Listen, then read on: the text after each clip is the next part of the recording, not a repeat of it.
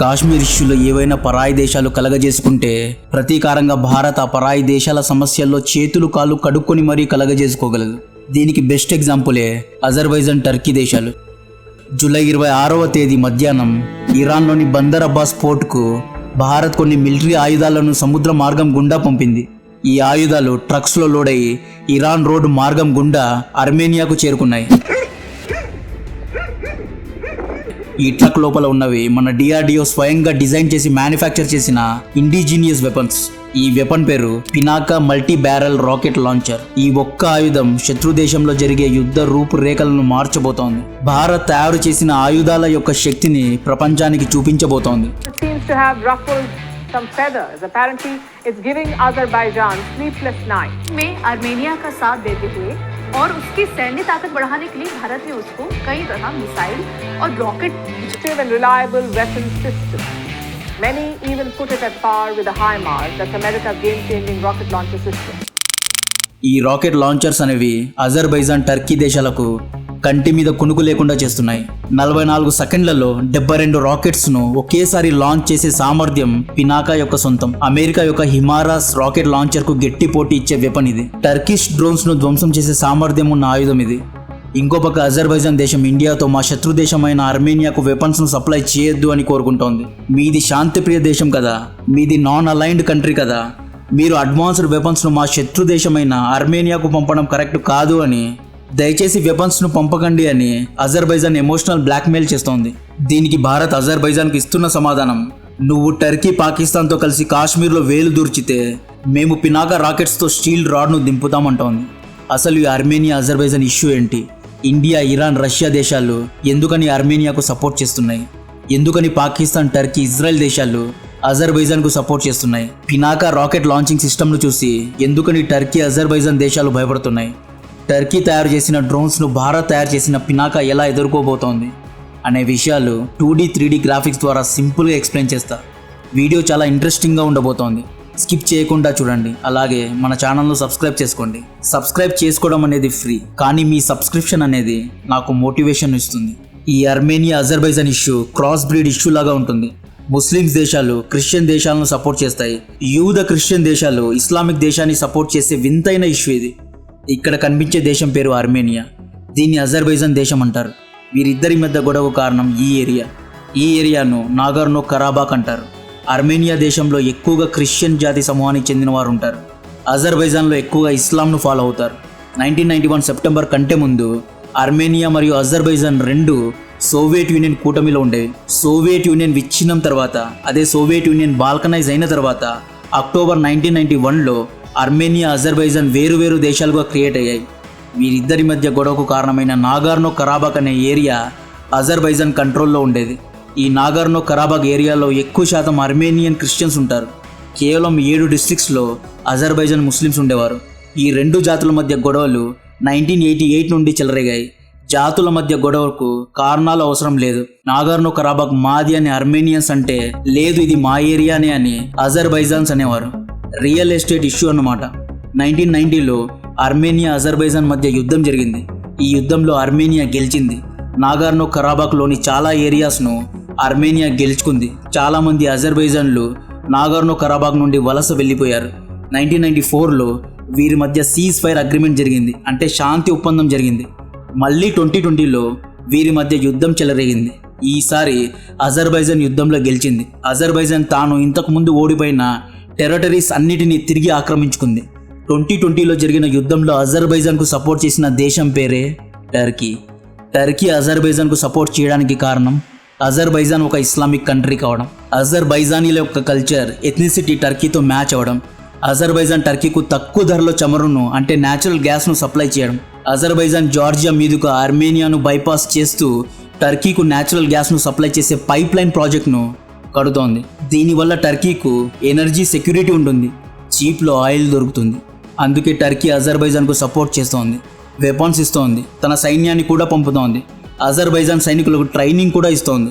ముఖ్యంగా టర్కీ అజర్బైజాన్కు బేరక్తార్ అనే advanced war డ్రోన్స్ను supply చేసింది. ఈ డ్రోన్స్ తక్కువ హైట్లో ఎగురుతాయి, మిజైల్స్ ద్వారా టార్గెట్ను హిట్ చేస్తాయి. తక్కువ హైట్లో ఎగిరే సామర్థ్యం ఉండడం వల్ల ఈ డ్రోన్స్ ఎటువంటి మిజైల్ డిఫెన్స్ సిస్టమ్కు చిక్కవు. ఈ డ్రోన్స్ అర్మేనియాలో విధ్వంసం సృష్టించాయి, అజర్బైజాన్ గెలుపుకు ముఖ్య కారణమయ్యాయి. సో అజర్బైజాన్కు టర్కీతో పాటు ఇంకొక దేశం కూడా వెపన్స్ను సప్లై చేస్తోంది. ఆ ఇంకొక దేశం పేరు వింటే ఆశ్చర్యపోతారు. ఆ ఇంకొక దేశం పేరు ఇజ్రాయెల్. యూద దేశమైన ఇజ్రాయెల్ ఇస్లాం దేశానికి సపోర్ట్ చేస్తోంది. దీన్నే జియో పొలిటికల్ గేమ్ అంటారు. ఇజ్రాయెల్ ఎందుకు సపోర్ట్ చేస్తోంది అంటే అజర్బైజాన్లో ఉన్న చీప్ న్యాచురల్ గ్యాస్ ఇజ్రాయెల్కు కూడా కావాలి. ఇజ్రాయెల్ అజర్బైజాన్కు సపోర్ట్ చేయడానికి ఇంకొక కారణం ఇరాన్. ఇప్పుడు ఇరాన్ దగ్గరకు వద్దాం. ఈ కాన్ఫ్లిక్ట్లో ఇరాన్ అర్మేనియాకు సపోర్ట్ చేస్తోంది. కట్టర్ ఇస్లామిక్ దేశమైన ఇరాన్ ఒక కట్టర్ క్రిస్టియన్ దేశమైన అర్మేనియాకు సపోర్ట్ చేస్తోంది. వాటర్ బాటిల్ కోసం హత్యలు చేసే రోడ్ సైడ్ గుండాలు, పిడికెడు భూమి కోసం దౌర్జన్యం చేసే గ్యాంగ్స్టర్లు చేసే రాజకీయాల కంటే గలీజ్గా ప్రపంచ రాజకీయాలు ఉంటాయి.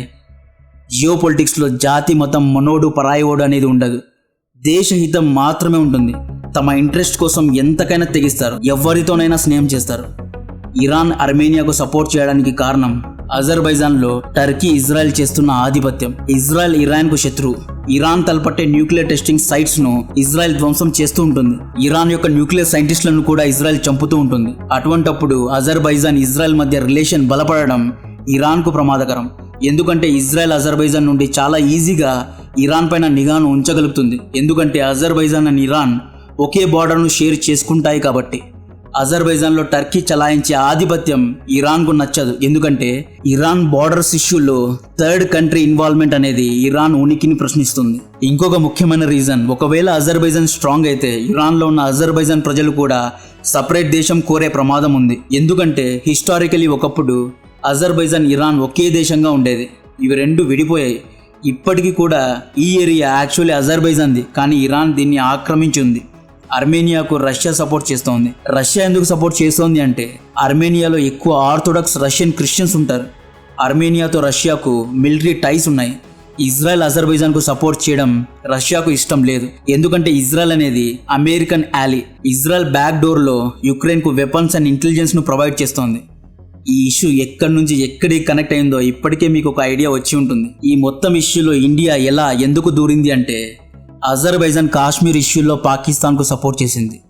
టర్కీ కాశ్మీర్ ఇష్యూలో అనవసరంగా దూరటం, యుఎన్లో ప్రతిసారి కాశ్మీర్ ఇష్యూను తీసుకురావడం, ఇండియన్ ఇంటర్నల్ అఫైర్స్లో వేలు దూర్చడం, ఇండియా యొక్క మిలిటరీ శక్తి విస్తరించాలి అన్నా, ఇండియా యొక్క పవర్ ప్రపంచానికి తెలియాలి అన్నా నీ శత్రువుకు ఎక్కడ బాధ కలుగుతుందో అక్కడ దెబ్బ కొట్టాలి. దీన్నే డిఫెన్సివ్ ఆఫెన్స్ అంటారు. సెప్టెంబర్ 2022లో ఇండియా అర్మేనియాతో $250 మిలియన్ డిఫెన్స్ డీల్ను క్లోజ్ చేసింది. ఈ డీల్లో భాగంగా ఇండియా అర్మేనియాకు కావాల్సిన పినాకా మల్టిపుల్ రాకెట్ లాంచర్స్ను, ఆర్మ్స్ను, అమ్యునేషన్స్ను సప్లై చేస్తుంది.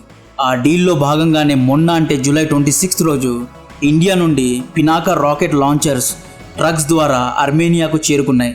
రష్యా యుక్రెయిన్ యుద్ధంలో బిజీగా ఉండడం వల్ల అర్మేనియాకు భారత్ ఆర్మ్స్ను సప్లై చేసింది. ఇండియా, అర్మేనియా, రష్యా దేశాలు అజర్బైజాన్ను స్పాట్లో పెట్టాయి. ఈ ట్రక్స్ ఇరాన్ నుండి అర్మేనియాకు చేరుకున్నాయి. పినాకా అనేది మల్టీ బ్యారల్ రాకెట్ లాంచర్. దీన్ని ఇండియా యొక్క DRDO స్వయంగా డిజైన్ చేసి మ్యానుఫ్యాక్చర్ చేసింది.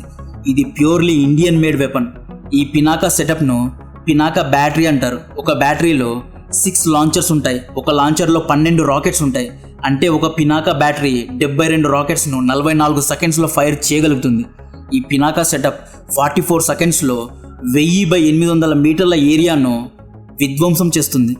ఇది ఒక మొబైల్ లాంచర్. మొబైల్ లాంచర్ అంటే ఈ పినాకా సెటప్ను ట్రక్స్ ద్వారా లేదా వెహికల్స్ ద్వారా ఒక ప్లేస్ నుండి ఇంకొక ప్లేస్లో షిఫ్ట్ చేయొచ్చు.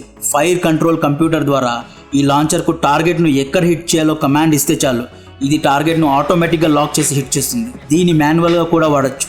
దీంట్లో షూట్ అండ్ స్కూట్ క్యాపబిలిటీస్ ఉంది. షూట్ అండ్ స్కూట్ అంటే ఒక చోట నుండి పినాకా రాకెట్స్ను ఫైర్ చేసింది అనుకోండి, శత్రువులకు చాలా ఈజీగా రాకెట్స్ ఎక్కడ నుండి ఫైర్ అవుతున్నాయి అన్న లొకేషన్ తెలిసిపోతుంది.